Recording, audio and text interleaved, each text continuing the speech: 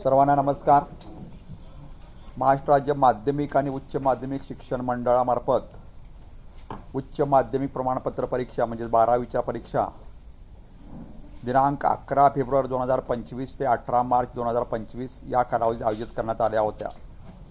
सदर परीक्षेसाठी माननीय नामदार श्री दादाजी भुसे, मंत्री शालेय शिक्षण, माननीय नामदार श्री पंकज भोयरजी, राज्यमंत्री शालेय शिक्षण, माननीय श्री रणजित सिंह देवल, प्रधान सचिव शालेय शिक्षण व क्रीडा विभाग, माननीय श्री सचिंद्र प्रताप सिंह, आयुक्त शिक्षण, माझे सर्व सहकारी शिक्षण संचालक तसेच मुख्य नियामक, परीक्षक, सर्व संस्थाचालक, प्राचार्य, मुख्याध्यापक तसेच सर्व क्षेत्रीय अधिकारी, सर्व संघटना मंडळाच्या सर्व समित्याचे सन्माननीय सदस्य, मंडळातील सर्व अधिकारी व कर्मचारी या सर्वांच्या भोवभोव सहकार्यामुळेच आज दिनांक 5 मे 2025 रोजी उच्च माध्यमिक प्रमाणपत्र परीक्षेचा म्हणजे 12वीचा परीक्षेचा निकाल जाहीर करताना मला मनस्वी आनंद होत आहे। परीक्षेतील सर्व उत्तीर्ण विद्यार्थी, त्यांचे पालक, त्यांना मार्गदर्शन करणारे त्यांचे शिक्षक यांचे मनपूर्वक अभिनंदन। उत्तीर्ण झालेल्या विद्यार्थ्यांना पुढील शैक्षणिक वाटचालीसाठी शुभेच्छा। तसेच उत्तीर्ण होऊ न शकलेल्या विद्यार्थ्यांनी नाउमेद न होता जून जुलैमध्ये होणाऱ्या पुरवणी परीक्षेसाठी प्रविष्ट होऊन यश संपादन करावे असं मी त्यांना आवाहन करतो। या परीक्षेची प्रमुख वैशिष्ट्ये विद्यार्थ्याच्या मनावरील ताण कमी होण्याच्या दृष्टीने फेब्रुवारी मार्च 2025 उच्च माध्यमिक प्रमाणपत्र परीक्षा म्हणजे 12वीच्या परीक्षेचे वेळापत्रक तयार करताना प्रत्येक प्रमुख विषयाच्या लेखी परीक्षेच्या दरम्यान किमान 1 दिवसाचा खंड ठेवण्यात आला होता। सदरचे वेळापत्रक दिनांक 21 नोव्हेंबर 2024 रोजी विद्यार्थ्यांच्या माहितीसाठी मंडळाच्या संकेतस्थळावर प्रसिद्ध करण्यात आले होते। विद्यार्थ्यांना व्यावसायिक अभ्यासक्रमाच्या परीक्षेची तयारी करण्यासाठी अखंडपणे पुरेसा वेळ मिळावा म्हणजे साधारणतः नीट जी या परीक्षेसाठी तसेच परीक्षांचे निकाल लवकर जाहीर होऊन पुरवणी परीक्षा लवकर होण्याच्या दृष्टीने यावर्षी प्रथमच मंडळाच्या इतिहासात 12वीची परीक्षा साधारणतः 10 दिवस पूर्वी आयोजित करण्यात आली होती। परीक्षेच्या कालावधीत अनेक विद्यार्थी नकारात्मक विचाराने किंवा परीक्षेच्या भीतीने मानसिक दडपणाखाली असतात। अशा विद्यार्थ्यांना नैराश्यातून बाहेर काढण्यास मदत करण्यासाठी राज्य मंडळ स्तरावरून समुपदेशन करण्यासाठी 10 समुपदेशकांची नियुक्ती करण्यात आली होती।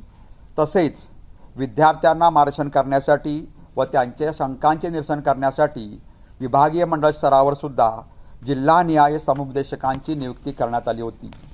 तसेच राज्य मंडळ व 9 विभागीय मंडळात नियंत्रण कक्ष कार्यरत करून हेल्पलाईन सुविधा उपलब्ध करून देण्यात आली होती। उच्च माध्यमिक प्रमाणपत्र परीक्षा म्हणजे 12वीच्या परीक्षा फेब्रुवारी मार्च 2025 करता एकूण 154 विषयासाठी परीक्षा घेण्यात आली। विज्ञान शाखेसाठी इंग्रजी, मराठी, हिंदी आणि उर्दू या 4 माध्यमातून व इतर शाखांसाठी इंग्रजी, मराठी, हिंदी, उर्दू, गुजराती व कन्नड या 6 माध्यमांसाठी विद्यार्थ्यांनी मंडळाकडे नोंदणी केली होती। फेब्रुवारी मार्च 2025च्या परीक्षेमध्ये प्रात्यक्षिक, तोंडी व अंतर्गत परीक्षेचे श्रेणी इत्यादीचे गुण पोर्टलवर ऑनलाईन पद्धतीने भरून घेण्यात आले होते। तसेच 12वी परीक्षेत प्रविष्ट झालेल्या खेळाडूंचे गुण यावर्षी क्रीडा प्रस्ताव क्रीडा विभागाकडून ऑनलाईन पद्धतीने स्वीकारण्यात आले। तसेच विभागीय मंडळ स्तरावर सुद्धा याची ऑनलाईन छाननी अथवा पडताळणी करण्यात आली। गैरमार्ग प्रतिबंधक योजना यावर्षी माननीय मुख्यमंत्री महोदय यांच्या 100 दिवसांच्या कृती आराखड्या कार्यक्रमांतर्गत माननीय शिक्षण मंत्री महोदय, माननीय शिक्षण राज्यमंत्री महोदय यांच्या मार्गदर्शनाखाली शासनाने दिलेल्या निर्देशानुसार राज्यात कॉपीमुक्त अभियानांतर्गत सर्व माध्यमिक व उच्च माध्यमिक शाळांमध्ये 20 जानेवारी 2025 ते 26 जानेवारी 2025 या कालावधीमध्ये जनजागृती सप्ताह आयोजित करण्यात आला होता। माननीय मुख्यमंत्री महोदय तसेच माननीय उपमुख्यमंत्री महोदय, माननीय शिक्षण मंत्री महोदय, माननीय शिक्षण राज्यमंत्री महोदय यांच्या समेत माननीय मुख्यमंत्री महोदय यांच्या अध्यक्षतेखाली 11 फेब्रुवारी 2025 रोजी व्हीसीद्वारे मंडळाच्या इयत्ता 12वी व 10वीच्या परीक्षेसंदर्भात माननीय मुख्य सचिव, माननीय प्रधान सचिव शालेय शिक्षण, माननीय आयुक्त शालेय शिक्षण, सर्व माननीय विभागीय आयुक्त, जिल्हाधिकारी, सर्व पोलीस आयुक्त, सर्व पोलीस अधीक्षक व माननीय मुख्य कार्यकारी अधिकारी, राज्यमंडळ अध्यक्ष, विभागीय मंडळ अध्यक्ष यांची व्हीसी आयोजित करण्यात आली होती आणि यामध्ये यावर्षीच्या परीक्षा कॉपीमुक्त व भयमुक्त वातावरणात पार पडतील याच्या दृष्टीने जिल्हास्तरीय प्रशासन यंत्रणेने सहकार्य करावे असे निर्देश माननीय मुख्यमंत्री महोदयांनी दिले होते। तसेच माननीय मुख्य सचिव महोदय यांनी माननीय प्रधान सचिव शालेय शिक्षण, माननीय आयुक्त शालेय शिक्षण, राज्यातील सर्व विभागीय आयुक्त, सर्व जिल्हाधिकारी, सर्व पोलीस अधीक्षक, सर्व पोलीस आयुक्त, सर्व मुख्य कार्यकारी अधिकारी, सर्व विभागीय मंडळाचे अध्यक्ष यांची दूरचित्रपणाद्वारे बैठक घेतली होती व सदर बैठकीमध्ये 10वी व 12वीच्या कॉपी प्रकरणावर पूर्णतः प्रतिबंध करण्यासाठी राज्यभर कॉपीमुक्त अभियान यशस्वी करण्याचे आवाहन माननीय मुख्य सचिव महोदय यांनी केले होते। फेब्रुवारी-मार्च 2025च्या इयत्ता 12वीच्या परीक्षा निकोप वातावरणात पार पाडण्यासाठी यावर्षी आपल्याला माहीत आहे की सन 2021 व सन 2022 या दोन परीक्षा वगळून मागील 5 वर्षाच्या म्हणजे फेब्रुवारी-मार्च 2018, 19, 2020, 2023 व 2024 या परीक्षा केंद्रांवर ज्या ठिकाणी या परीक्षांवर कॉपी केसेस किंवा गैरमार्ग प्रकरणे सापडली होती अशा परीक्षा केंद्रावरील सर्व केंद्र संचालक, सर्व पर्यवेक्षक, परीक्षेशी संबंधित सर्व व्यक्तींची नियुक्ती सदर केंद्रावर समाविष्ट असणाऱ्या शाळेतील शिक्षक व कर्मचाऱ्यांव्यतिरिक्त इतर अन्य शाळा व उच्च माध्यमिक विद्यालयातील शिक्षक व शिक्षकेतर कर्मचारी यांच्यामधून करण्यात आली होती। त्यानुसार राज्यामध्ये फेब्रुवारी-मार्च 2025 ची परीक्षा 3373 केंद्रावर झाली होती। त्यापैकी 818 केंद्रावरून आपण केंद्र संचालक, पर्यवेक्षक व परीक्षेशी संबंधित सर्व यंत्रणा आपण बदलली होती। तसेच आपण असे सुद्धा डिक्लेअर केले होते की फेब्रुवारी-मार्च 2025 परीक्षेमध्ये ज्या केंद्रावर गैरमार्ग प्रकरणे होतील त्या केंद्राची मान्यता येथून पुढे कायमस्वरूपी रद्द करण्यात येईल। यावर्षी मार्च 2025च्या परीक्षेमध्ये 12वीच्या परीक्षेमध्ये एकूण 124 केंद्रावर गैरमार्ग प्रकरणे आढळली असून नियमानुसार ज्याप्रमाणे डिक्लेअर केले त्याप्रमाणे त्यांची चौकशी करून ती केंद्र पुढील परीक्षेपासून कायमस्वरूपी बंद करण्यात येणार आहेत। माननीय विभागीय आयुक्त, माननीय जिल्हाधिकारी, माननीय मुख्य कार्यकारी अधिकारी, माननीय पोलीस अधीक्षक, माननीय पोलीस आयुक्त यांना अर्धशासकीय पत्राद्वारे माननीय शिक्षण आयुक्त, राज्यमंडळ अध्यक्ष यांनी गैरमार्गाविरुद्ध लढा हे अभियान यशस्वी होण्यासाठी अर्धशासकीय पत्राने कळवण्यात आलेले होते। परीक्षा काळातील संभाव्य गैरप्रकारांना आळा घालण्यासाठी यावर्षी आपण विविध उपाय केले। त्यामध्ये 271 भरारी पथकं तर मंडळाच्या नेमप्रमाणे होतीच, त्याशिवाय जिल्हा प्रशासनातील इतर अनेक अधिकाऱ्यांची भरारी पथके यावर्षी आपण स्थापन केली होती आणि त्यामुळे यावर्षी दरवर्षीपेक्षा गैरमार्गाची प्रकरणे निश्चितपणे कमी झालेली होती। सदर परीक्षेसाठी नियुक्त केलेले सहाय्यक परिरक्षक म्हणजे जे कस्टडीतून केंद्रावर क्वेश्चन पेपर म्हणजे प्रश्नपत्रे घेऊन जातात त्यांना नेहमीप्रमाणे गोपनीय पाकिटं घेतल्यापासून म्हणजे प्रश्नपत्रिकेची गोपनीय पाकिटं घेतल्यापासून ते परीक्षा केंद्रापर्यंत केंद्र संचालकाला हँडल म्हणजे डिलिव्हर करण्यासाठी त्यांच्या मोबाईलवर चित्रीकरण करण्यात आलेलं होतं आणि त्यानुसार परीक्षा केंद्रावर योग्य पद्धतीनं ही प्रश्नपत्रिकेची पाकिटे पोच होतील याची तंतोतंत काळजी घेण्यात आली होती. गतवर्षीप्रमाणे फेब्रुवारी मार्च 2025 परीक्षेसाठी पेपरच्या निर्धारित वेळेपेक्षा 10 मिनिटं अधिकची वेळ देण्यात आली होती.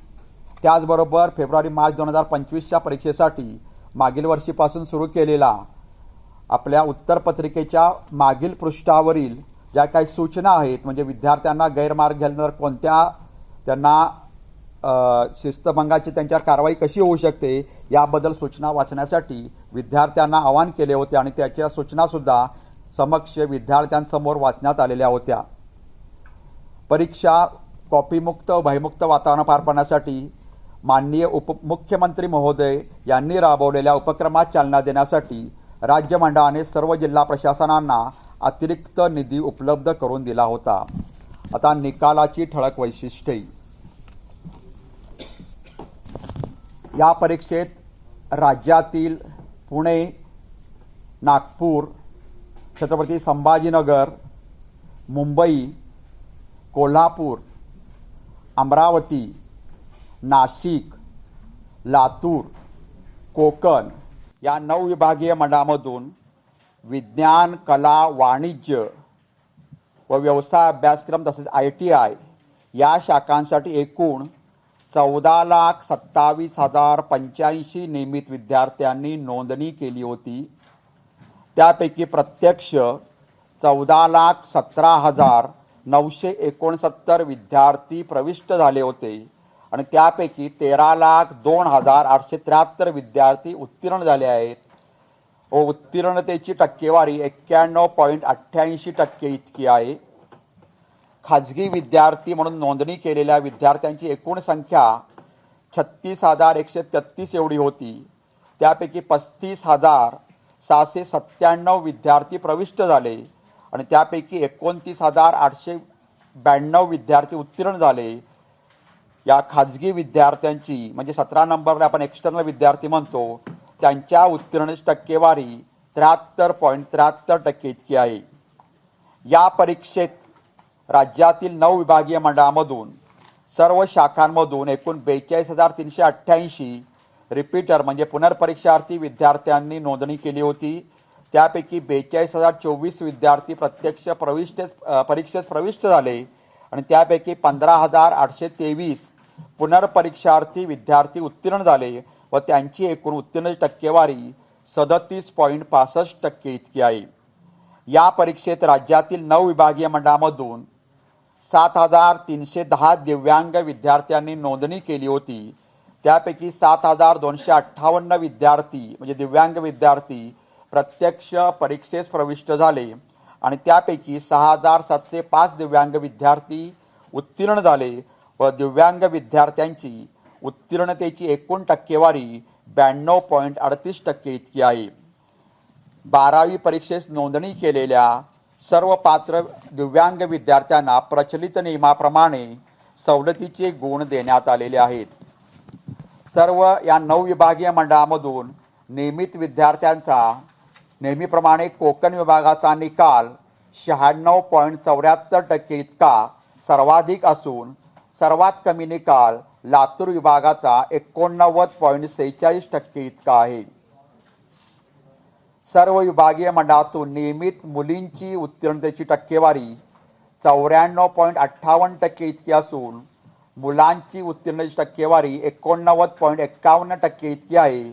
म्हणजेच नेहमीप्रमाणे मुलींनी निकालात बाजी मारली असून मुलींची उत्तीर्णतेची टक्केवारी मुलांपेक्षा 5.07% अधिकची आहे. 12वी परीक्षेसाठी एकूण 154 विषयांची परीक्षा घेण्यात आली होती.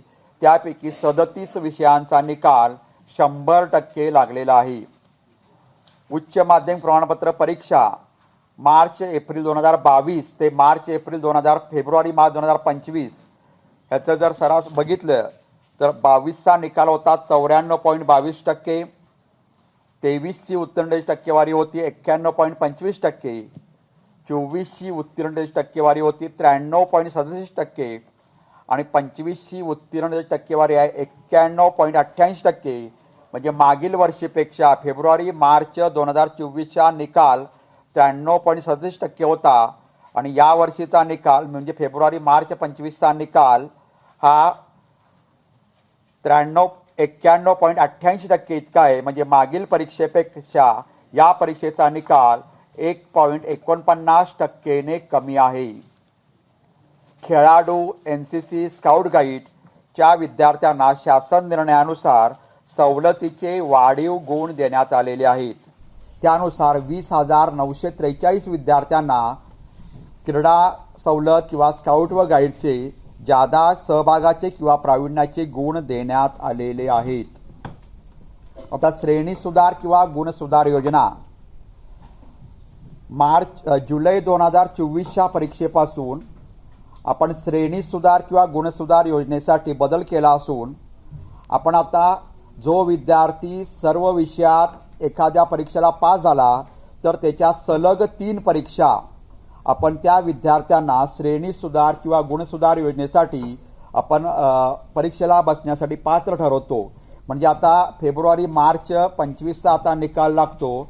हे विद्यार्थी जर सर्व विषयात पास झाले असतील एकाच वेळी सर्व विषय घेऊन आणि या विद्यार्थ्यांना येणारी जून जुलै 25ची परीक्षा, पुढच्या वर्षीची येणारी फेब्रुवारी मार्च 26ची परीक्षा आणि त्याच्यानंतर येणारी जून जुलै 26ची परीक्षा, या 3 सलग परीक्षेपैकी तिन्ही संधीला किंवा तिनापैकी एका संधीमध्ये त्या विद्यार्थ्यांना श्रेणी सुधार किंवा गुण सुधार योजनेसाठी निश्चितपणे प्रविष्ट होण्याची संधी देण्यात येत आहे. या तिन्हीपैकी एक किंवा तिन्ही परीक्षा तो बसू शकतो आणि त्याशिवाय त्याला एकदा श्रेणी सुधार किंवा गुण सुधार योजनेनंतर त्याला मार्क कमी झाले असतील किंवा जास्त झाले असतील तर विद्यार्थ्याला विकल्प असतो की त्यानंतर 6 महिन्यामध्ये की त्याला कुठलं गुणपत्रक घ्यायचं आहे, पहिलं घ्यायचं आहे काय दुसरं घ्यायचं आहे. त्याने विकल्प दिल्यानंतर त्याला ते दुसरं गुणपत्रक पाहिजे असेल तर पहिलं गुणपत्रक परत घेऊन दुसरं गुणपत्रक त्याला अदा करण्याचे देता येते. ऑनलाईन निकालानंतर गुणपडताळणी, उत्तरपत्रिकांच्या छायांकित प्रती, पुनर्मूल्यांकन यासाठी अर्ज स्वीकारण्यात येणार असून यासाठी आम्ही दिलेल्या संकेतस्थळावर सर्व माहिती, अटी व शर्ती व सूचना देण्यात आलेल्या आहेत. या प्रक्रियेसाठी विहित शुल्क debit card, credit card, UPI, net banking याद्वारे ऑनलाईन पद्धतीनेच भरावयाचे आहे. गुण पडताळणीसाठी तसेच पुनर्मूल्यांकनासाठी दिनांक 6/5/2025 म्हणजे उद्यापासून ते मंगळवार दिनांक 20/5/2025 पर्यंत विहित नमुन्यात अर्ज करणे आवश्यक राहील. गुण पडताळणीसाठी प्रतिविषय 50 रुपये इतके ऑनलाईन शुल्क मंडळाकडे जमा करायचे आहे. तर विद्यार्थ्यांना फोटोकॉपी घेतल्याशिवाय म्हणजे उत्तरपत्रिकेची फोटोकॉपी घेतल्याशिवाय त्याचा पुनर्मूल्यांकन करता येत नाही. आणि फोटोकॉपी घेण्यासाठी सुद्धा 6 मे ते 20 मे या कालावधीत विद्यार्थ्यांना अर्ज करता येईल. आणि विद्यार्थ्यांना ही फोटोकॉपी ही हस्तपोच किंवा ऑनलाईन किंवा रजिस्टर पोस्टाने कोणत्याही पद्धतीने त्याला घेण्यात येईल. यासाठी एका विषयासाठी फोटोकॉपी घेण्यासाठी 300 रुपये विहित शुल्क नेहमीप्रमाणे आलेले आहे. तसेच पुनर्मूल्यांकनासाठी 300 रुपये तर छायापत्रिकेसाठी 400 रुपये इतके शुल्क ऑनलाईन पद्धतीने मंडळाकडे जमा करावे लागेल. उत्तरपत्रिकेचे पुनर्मूल्यांकन करण्यासाठी फोटोकॉपी घेणे गरजेचे आहे. फोटोकॉपीसाठी प्रति विषय 300 रुपये एवढे मूल्य ऑनलाईन पद्धतीने भरून घेण्यात येणार आहे. विविध स्पर्धा परीक्षा तसेच विविध प्रोफेशनल परीक्षा किंवा प्रवेश पात्रता परीक्षा म्हणजे उदाहरणार्थ JEE, नीट यासारख्या ज्या प्रवेश परीक्षा असतात त्या विद्यार्थ्यांच्या उत्तरपत्रिकेची गुणपडताळणी तसेच छायाप्रत व पुनर्मूल्यांकन तातडीने करून देण्याच्या सूचना सर्व विभागीय मंडळांना देण्यात आल्या आहे. त्यासाठी सदर परीक्षेच्या प्रवेशपत्राची प्रत विषय शिक्षकांच्या अभिप्रायासोबत अपलोड करावी लागेल. ऑनलाईन पद्धतीने घेण्यात येणाऱ्या माहिती तंत्रज्ञान म्हणजे IT विषय व सामान्य ज्ञान म्हणजे GK या विषयाच्या उत्तरपत्रिकेचे पुनर्मूल्यांकन करून देण्यात येणार आहे. त्यासाठी देखील उपरोक्त पद्धतीने ऑनलाईन अर्ज करणे व ऑनलाईन शुल्क भरणे आवश्यक राहील.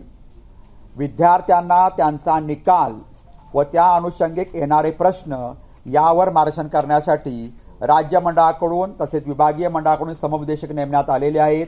ही सुविधा ऑनलाईन निकालाच्या दिवसापासून म्हणजे आजपासून पुढील 8 दिवस कार्यरत राहील. उच्च माध्यमिक प्रमाणपत्र परीक्षा उत्तीर्ण झालेल्या सर्व विद्यार्थ्यांना मंडळामार्फत पुढील शिक्षणासाठी शुभेच्छा, तसेच सदर परीक्षेत काही कारणास्तव यश प्राप्त करू न शकलेल्या विद्यार्थ्यांना पुढील आयुष्यासाठी सुद्धा शुभेच्छा देण्यात येत आहेत. धन्यवाद.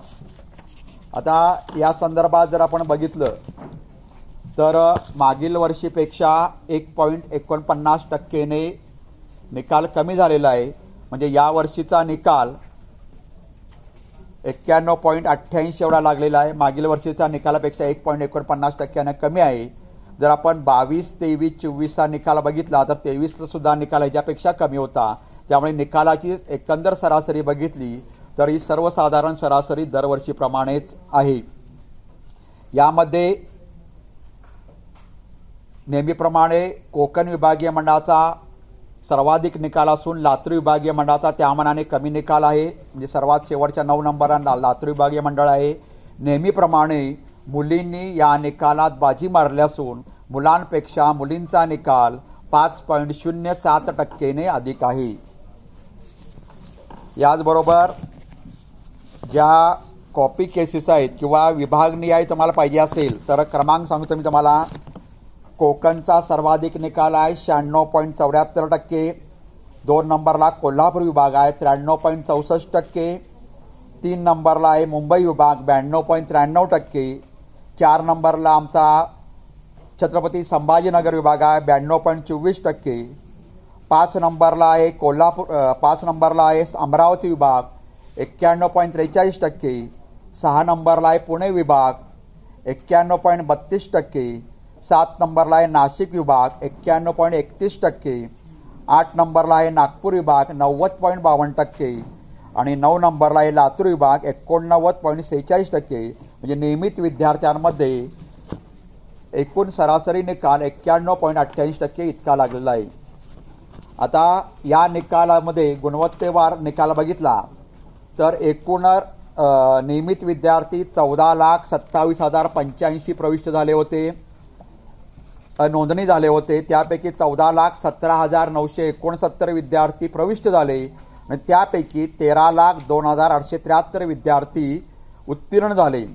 यामध्ये प्रावीण्य म्हणजे distinction, first class with distinction म्हणजे प्रावीण्यासह प्रथम श्रेणी जे 75% जास्त गुण मिळालेल्या विद्यार्थ्यांची संख्या आहे 1,49,932. फर्स्ट क्लास व त्याच्या पुढे काही संख्या आहे 4,07,438. द्वितीय श्रेणी म्हणजे 45% ते 59.99% पर्यंत विद्यार्थी आहेत 5,80,902. आणि उत्तीर्ण श्रेणी म्हणजे 35% व त्यापेक्षा पुढे म्हणजे 44.99% तेपर्यंत विद्यार्थी 1,64,701 असे 13,02,873 विद्यार्थी या परीक्षेत उत्तीर्ण झालेले आहेत. शाखानिहाय जर निकाल बघितला, शाखानिहाय म्हणजे आर्ट्स, कॉमर्स, सायन्स, MCVC आणि ITI, तर तो निकाल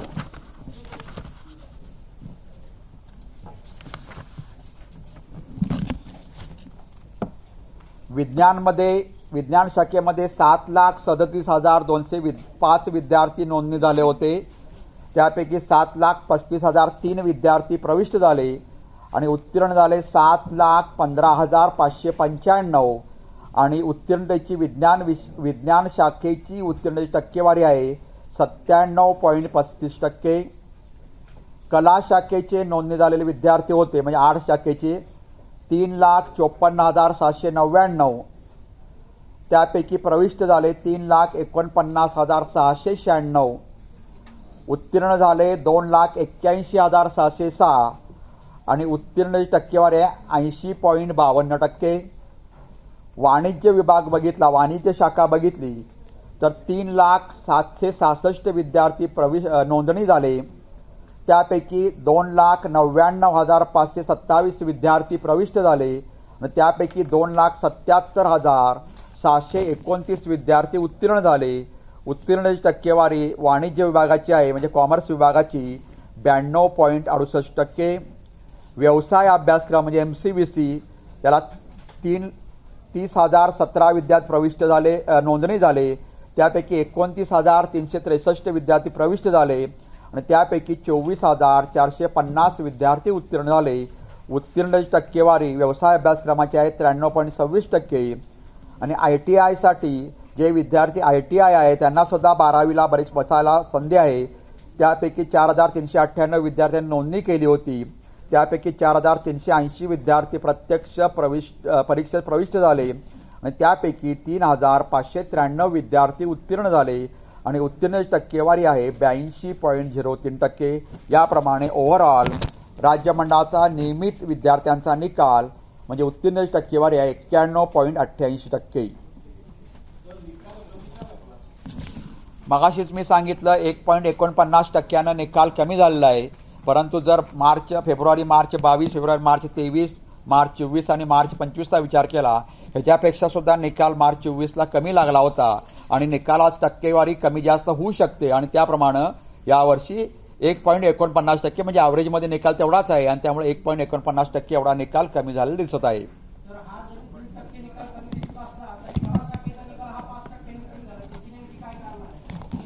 आता ह्याच्या निकालाचं आपल्याला इव्हॅल्युएशन करावं लागतं, ते पण आम्ही करून घेऊ. आणि 85% मागील वर्षी होता, यावर्षी 80% आहे. त्यामुळं कदाचित तो निकाल कशामुळे कमी झाला याचा आम्ही उहापोह करू.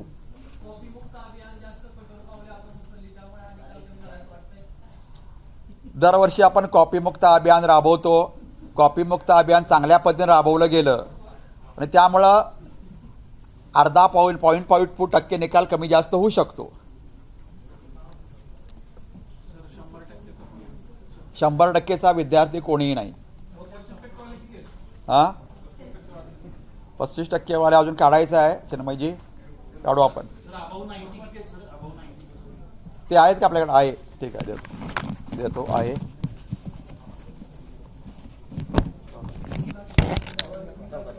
अबाव 1929 4,500 विद्यार्थी आहेत. एक मिनिट 98 काय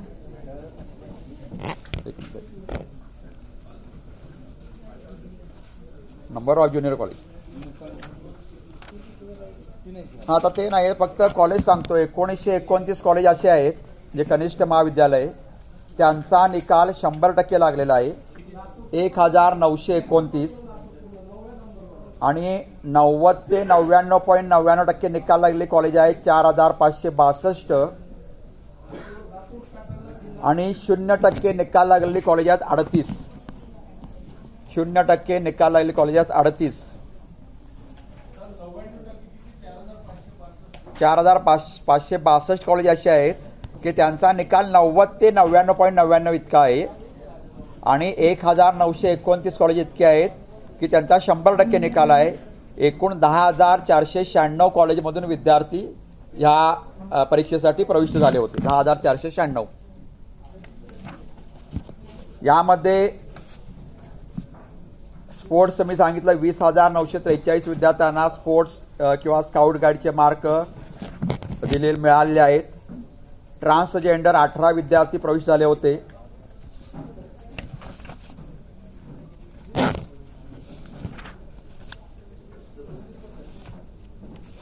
आणखी काही शंका असल्यास कृपया विचारा.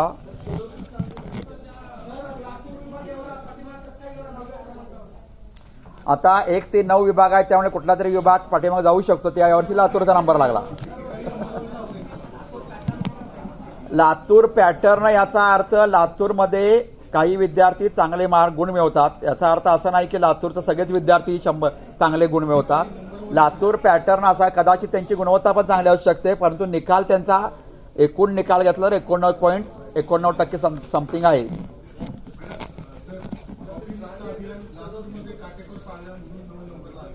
कॉपीमुक्त अभियान राज्यभरात काटेकोरपणे पाळले गेलं. त्यामुळे कुठला तरी विभाग पहिल्या नंबरला दरवर्षी आता कोकण असतो आणि कुठला तरी विभाग 9व्या नंबरवर आहे. त्यामध्ये यावर्षी तो लातूर गेलेला आहे. चिटिंग केसेसमध्ये पुण्यामध्ये 2, छत्रपती संभाजीनगरमध्ये 7 विभागात आणि मुंबईमध्ये 2 असे 11 FIR दाखल झाले होते 12वीच्या परीक्षेसाठी. 11 पुण्यामध्ये 2, पुणे विभागात 2, छत्रपती संभाजीनगर विभागात 7 आणि मुंबई विभागात 2 असे एकूण 11 FIR संख्या यावर्षी 12वीच्या परीक्षेसाठी होते.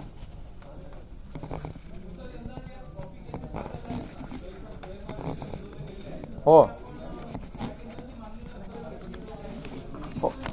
124 केंद्र अशी आहेत चिन्मयजी.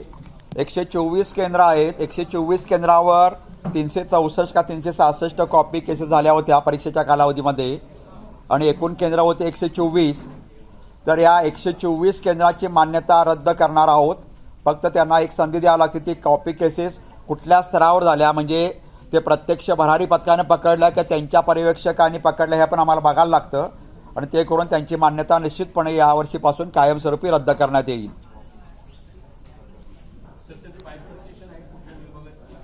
आहे की 17 नंबरला आहे.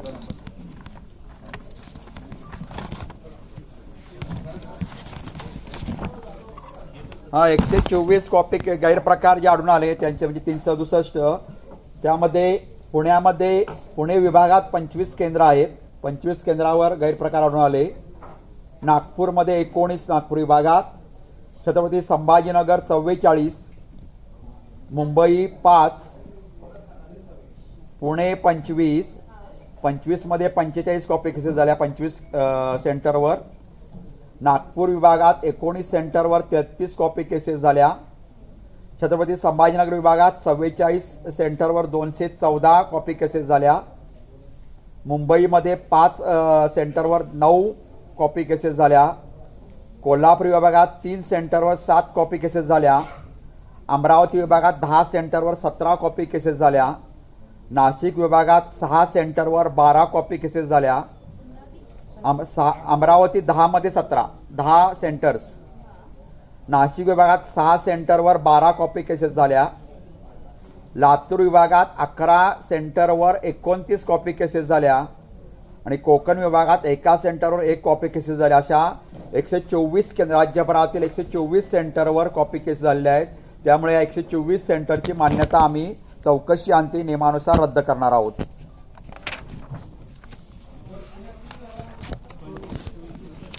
हर्षजी पुण्यामध्ये 25मध्ये 45. ठीक आहे, आपल्याला सर्वांना धन्यवाद. आपण या परीक्षेच्या कालावधीमध्ये आम्हाला अत्यंत चांगलं सहकार्य केलं आणि निकाल सुद्धा आपल्या सर्वांच्या सहकार्याने लवकरात लवकर लावू शकतो. याबद्दल सर्वांना धन्यवाद. थँक्यू. हे बघा 3 वर्षापासून माननीय राज्य शासनानं आपल्याला 30% वाढीचा आपण प्रस्ताव 3 वर्षापूर्वी शासनाला सादर केला होता. तर गेल्या 3 वर्षापासून दरवर्षी 10% शुल्क आपण वाढ करतो आहोत आणि ते मागच्या वर्षी सुद्धा मी डिक्लेअर केलं होतं आणि हे 3रं वर्ष आहे आणि यावर्षी 10% शुल्क राज्य शासनाने दिलेल्या परवानगीनुसार 10% शुल्क वाढलेलं आहे. आणि यावर्षी आपण सर्व पेपर तपासणी म्हणजे पेपर तपासणारे परीक्षक, नियामक, मुख्य नियामक यांच्या मानधनात सुद्धा वाढ केली आहे 25 ते 30%. तसेच यावर्षी म्हणजे येणाऱ्या परीक्षेपासून आपण मार्चच्या परीक्षेपासून बाकी सर्व जे घटक आहेत म्हणजे प्रामुख्याने पर्यवेक्षक, केंद्र संचालक, कस्टोडियन यांचं सुद्धा मानधन यावर्षीपासून वाढवणार आहेत. त्यामुळं साधारणतः 45 ते 50 रुपये वाढ होते आणि ती यावर्षी म्हणजे गेल्या 3 वर्षातली 3रं वर्ष आहे. त्यामुळे ही वाढ नियमाप्रमाणे राज्य शासनाकडून मान्यता घेऊन झालेली आहे.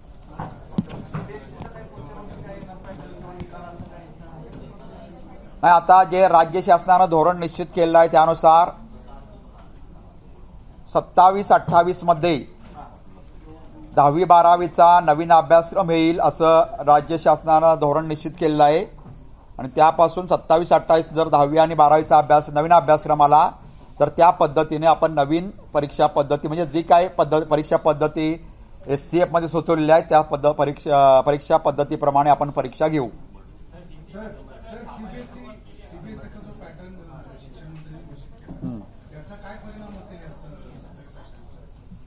नाही, आता प्रत्यक्ष अभ्यासक्रम कसा असेल, प्रत्यक्ष परीक्षेचं स्वरूप SCF मध्ये कसं दिलं असेल त्यानुसार ठरेल.